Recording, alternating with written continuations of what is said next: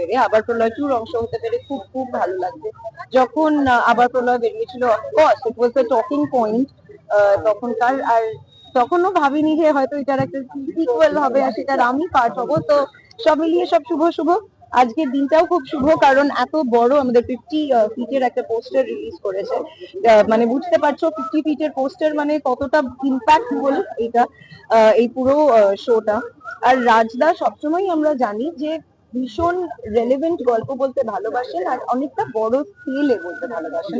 এই জনরাটা কিন্তু, এবং এই জনরাটা আমার মনে হয় না রাজ চক্রবর্তীর মতো এত বড় স্কেলে আর কেউ করতে পারে। এই পুরো শোটার, এই পুরো ফ্র্যাঞ্চাইজি পার্ট হয়ে খুব ভালো লাগছে। কালকে trailer launch, so yeah keeping my fingers crossed and super excited.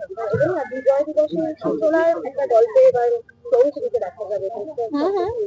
কত এক্সাইট সেটা নিয়ে এখন বায়োস্কোপ বলা যায় কিন্তু নাই।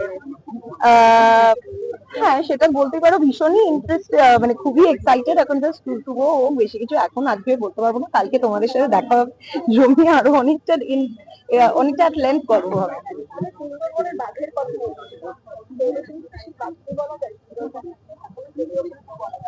লোকেশনটা শিফট করবো না, কলকাতা। ও কলকাতার বাকি সে দেখ, সেটা তো দর্শক বলবে, সেটা আমি কি করে বলবো। Thank you.